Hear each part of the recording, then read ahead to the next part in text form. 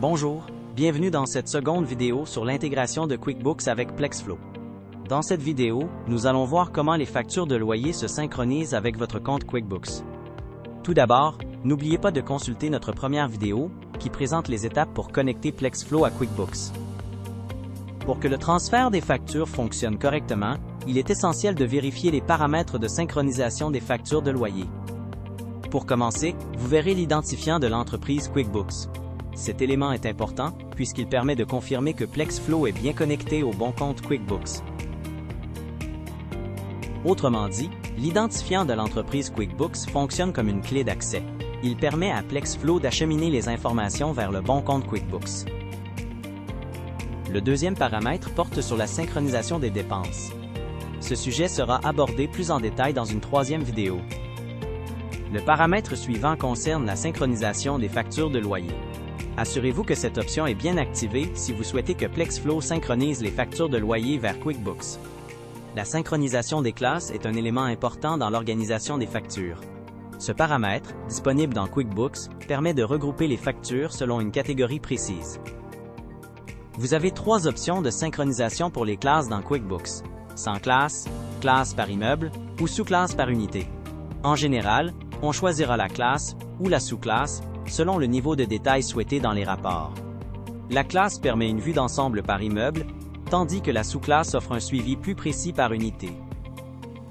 Le paramètre de synchronisation du client détermine le nom qui sera affiché sur la facture. Dans PlexFlow, vous avez le choix entre le locataire principal et le locataire désigné comme payeur. L'étape suivante permet de définir la date de début de la synchronisation, si cela est nécessaire dans votre situation. Si vous indiquez une date, les factures antérieures à celle-ci ne seront pas synchronisées. Le dernier paramètre consiste à activer la synchronisation pour les immeubles dont vous souhaitez transférer les factures. Assurez-vous de bien activer chaque immeuble concerné pour permettre la synchronisation. Une fois le paramétrage complété et les immeubles activés, les factures devraient se synchroniser automatiquement avec votre compte QuickBooks. Dans la première section dans le haut de la page, vous devriez pouvoir voir le nombre de factures restantes à synchroniser. Comme la synchronisation prend habituellement quelques secondes par facture, un simple rafraîchissement de la page vous permettra de voir ce nombre diminuer progressivement. Regardons maintenant comment fonctionne la synchronisation des factures de loyer. Pour commencer, rendez-vous dans la fiche du loyer afin de collecter un mois de loyer.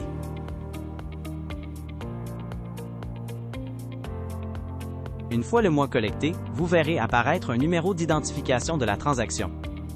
Ce numéro permet de faire le lien entre PlexFlow et QuickBooks, ainsi que de repérer la transaction dans les deux plateformes. Dans une situation où deux encaissements seraient effectués, le système générera deux numéros d'identification. Du côté de QuickBooks, deux factures seront alors créées, selon les montants de chacun des encaissements.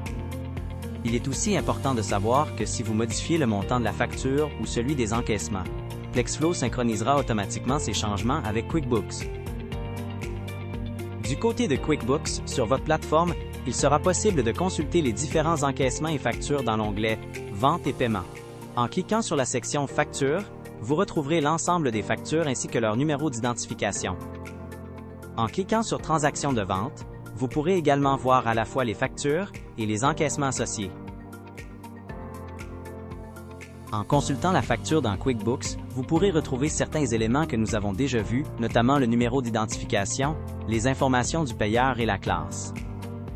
Il est également important de préciser que PlexFlow utilise l'adresse courriel du locataire ou du payeur pour transmettre l'information vers QuickBooks. Si vous éprouvez des difficultés de synchronisation avec certains noms de locataires, nous vous recommandons de vérifier que l'adresse courriel, ainsi que le nom et le prénom qui y sont associés, sont correctement inscrits et identiques dans les deux plateformes. C'est maintenant tout pour cette capsule. N'oubliez pas de prendre un instant pour nous suivre sur nos réseaux sociaux afin de rester à l'affût des derniers changements et des prochaines mises à jour.